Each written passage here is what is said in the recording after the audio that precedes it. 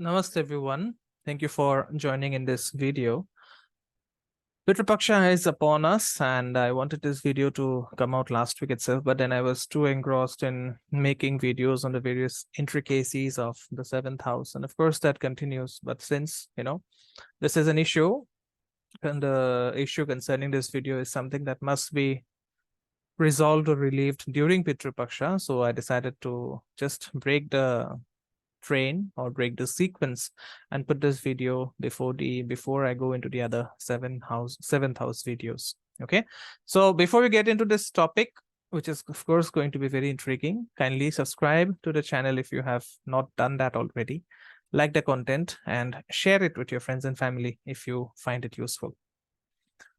So this video is about ancestral curses or curses from ancestors.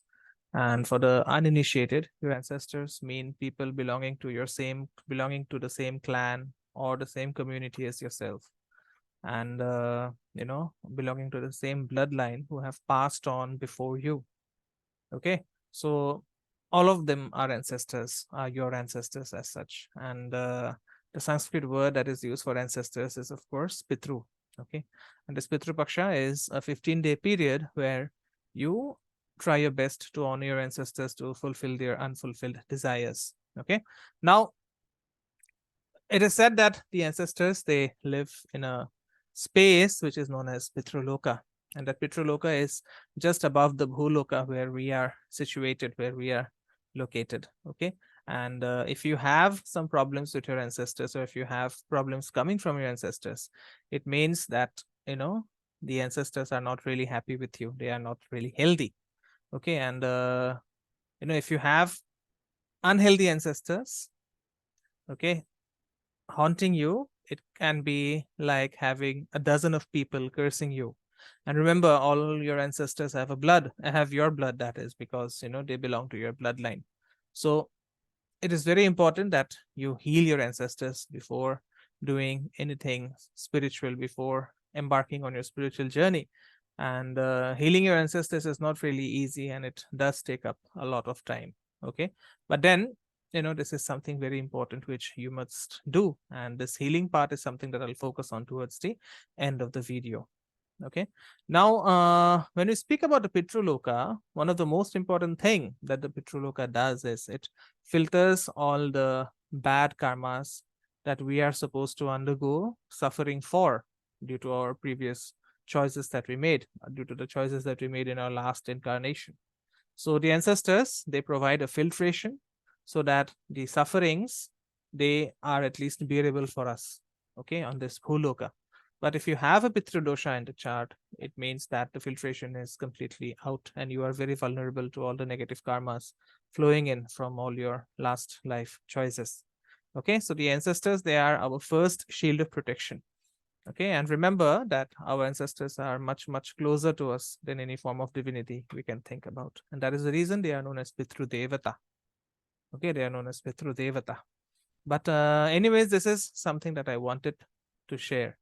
Okay, and astrologically also, if you look at an ancestral curse, it is actually a very destructive energy that accompanies, that has a very destructive character.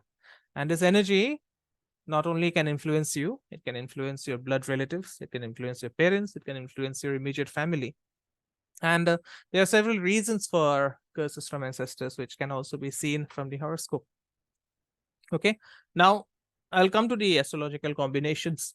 But why ancestral? Why are people born with ancestral curses?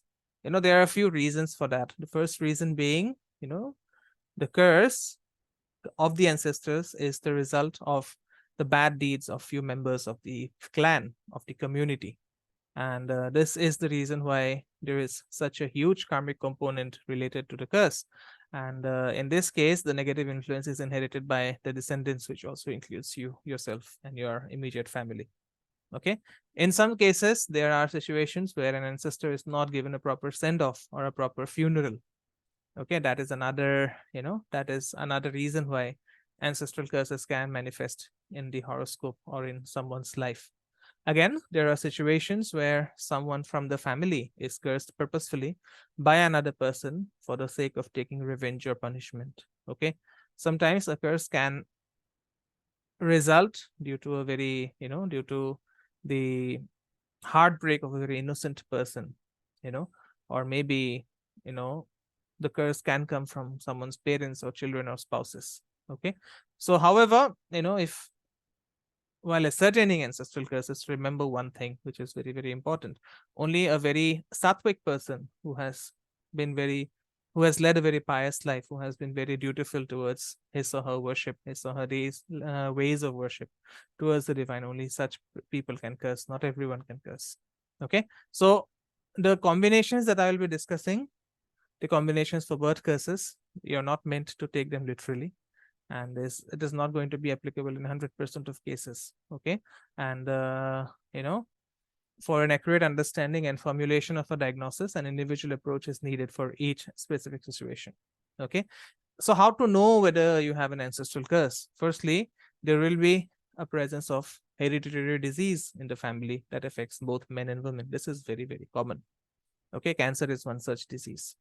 Then, if there is no procreation along the male or female line due to various reasons like infertility, miscarriages, and stillborns, this is also indicative of an ancestral curse.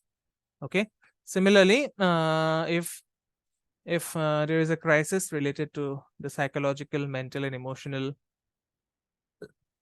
part of a person's life, okay, throughout the entire life or at a certain age, then also it indicates that there could be some curse of the ancestors. Okay. Again, ancestral curses, I've seen ancestral curses lead to very tangible losses, the collapse of everything, the need to start all over again from scratch. And this can manifest itself in diseases, disasters, fires, loss of property, bankruptcy, and so on. So this is a trend that not only influences the individual, but also the entire family. Okay. And then the other indicator that shows that there could be an ancestral curse upon you or your family is that there is this impossibility of continuing your lineage due to celibacy or divorce amongst members of the family.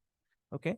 Similarly, if someone has had a very premature death in the family, like in case of a murder or suicide or a death in a catastrophe or accident, and the last rites have not been performed properly, then also an ancestral curse can manifest. Okay. And if there is cheating on part of the husband or wife, if there is alcoholism and drug addiction which is very rampant in the family, the people of the family are easily susceptible to various temptations. There's a lot of instability in addictions and so on. So all these are indicative of the fact that you may be suffering from an ancestral curse. Okay. Now the combinations, right? The combinations. If a benefic planet goes under the influence of Rahu or Saturn or both, then it can indicate that there is a curse in the family. Especially if the sun or moon is afflicted by Rahu or Saturn, it can indicate the possibility of a curse. Okay, but then, as I said, don't take this as the only combination that indicates a curse. There can be many other combinations, but this is one combination which I have seen work very frequently when it comes to predicting curses from the chart. Okay, now how to come out of it. Okay, I've discussed the problem. Now I must discuss the solution as well, right? So the first and the most important thing to do when you have or when you think you have an ancestral curse is to do the shraddh of the immediate ancestor who has passed before you. Okay, say, if your father has passed, but you have not done the shraddh on every year, okay, the yearly shraddh, please do it. Get into the habit of doing that. Okay. And then the other way to ensure that the ancestors get their dues from you, which they are expecting, is to do Pindadan during Pitru Paksha. Okay. So this Pitru Paksha is a very powerful day. Even if you don't know when your last ancestor died, please do Pindadan for them during these 15 days. It's going to be very, very beneficial for you in the long run.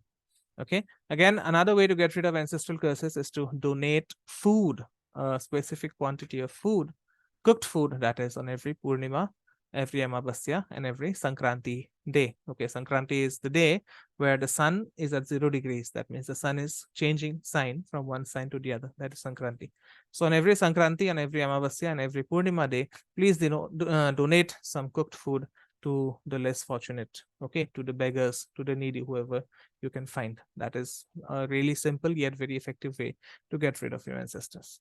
Okay, not get rid of your ancestors, but to get rid of your ancestral curses. Another very simple way of getting rid of ancestral curses is to follow the process of Pitru Tarpana.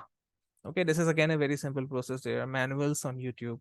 It does not matter how you are doing it. What matters is the fact that you are at least doing something to relieve your ancestors from the trauma that they are undergoing, for which you are also undergoing a lot of hardships. Okay, and finally, before we wrap up this video, I just want to share a mantra. It is a Siddha mantra that can be used to get relief from ancestral curses if you're suffering from these indications, as I mentioned towards the first part of the video. Okay, so the mantra is Om Sarva Pitra Devata Bhyo Namaha. Om Shreem Sarva Pitra Dosha Nivaranaya Klesham Hana Hana Sukha Shantim Dehi Phat Swaha. Okay, I'm just repeating it for everyone's convenience, and I'm also going to write down this mantra in the description section, so don't worry. Okay, Om Sarva Pitra Devata Bhyo Namaha. Om Shreem Sarva Pitra Dosha Nivaranaya Klesham Hana Hana Sukha Shantim Dehi Phat Swaha. Okay, so this is one mantra that you can repeat for 108 times to get rid of whatever curses you may experience from your ancestors or whatever trauma you may be undergoing from your ancestors. Okay, so that's it from me in this video. Kindly go through this video and please implement the solutions that I have offered. It is very important to keep your ancestors happy if you want to be happy in terms of health or happiness or prosperity. Okay, so that's it from me. Thank you so much for watching. I'll see you soon in yet another video. Namaste. Om Gurave Namaha.